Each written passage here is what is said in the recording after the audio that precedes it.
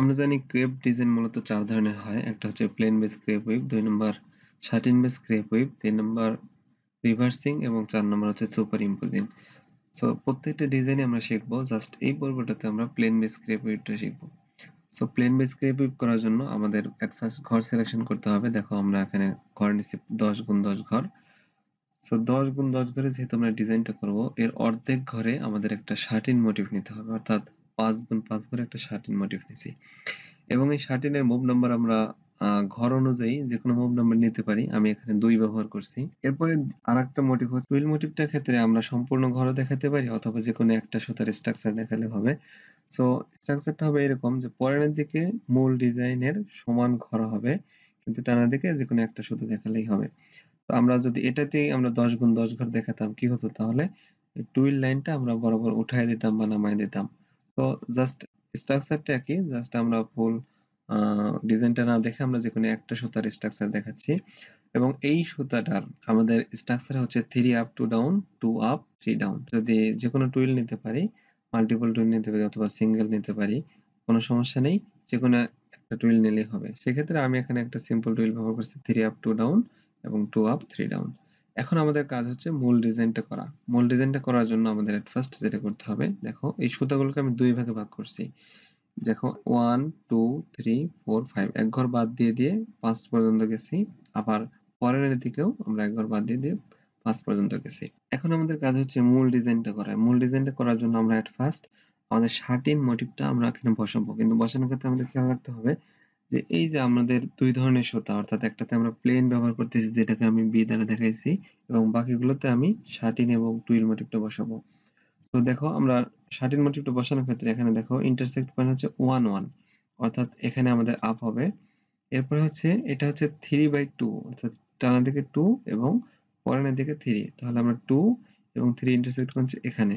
এভাবে আমরা সুতাগুলোকে সম্পূর্ণ সুতাগুলোকে আমরা বসায় দিচ্ছি। পরেরটা হচ্ছে 3/5, 3/5, তারপরে 4/2, তাহলে 4/2 এবং লাস্ট ওয়ান হচ্ছে 5/4, অর্থাৎ 5 এবং 4।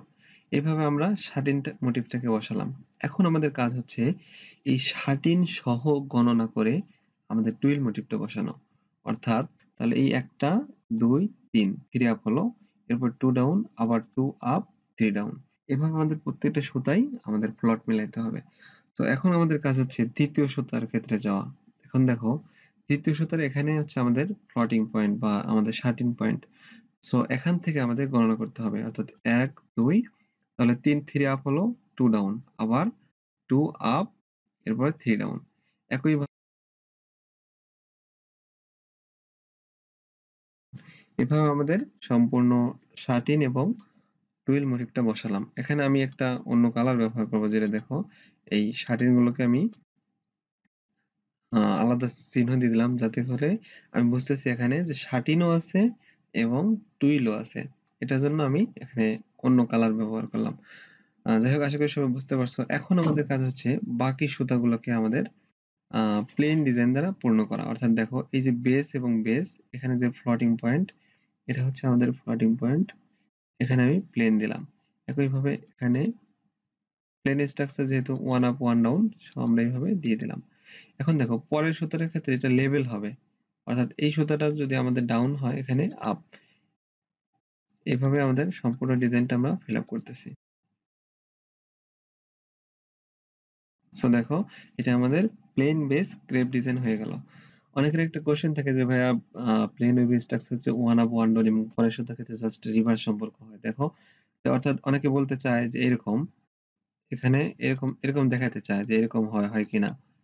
সো আমি তাদের বলবো যে দেখো এটার সাথে সাথে মানে পরবর্তী সুতার ক্ষেত্রেই আমাদের এই হিসাবটা হচ্ছে, কিন্তু এখানে যেহেতু মাঝে অন্য একটা সুতা আছে, সো আমাদের একটা ঘর হিসাব করতে হবে। অর্থাৎ আমি যদি এই সুতাগুলো হিসাব করি, এই তিনটা কালার যদি দেখি, তাহলে দেখো এরা একই লেভেলে আছে।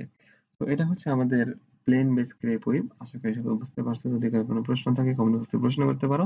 দেখা হবে নতুন কোনো ভিডিও। সে পর্যন্ত সবাই ভালো থাকবেন, সুস্থ থাকবেন।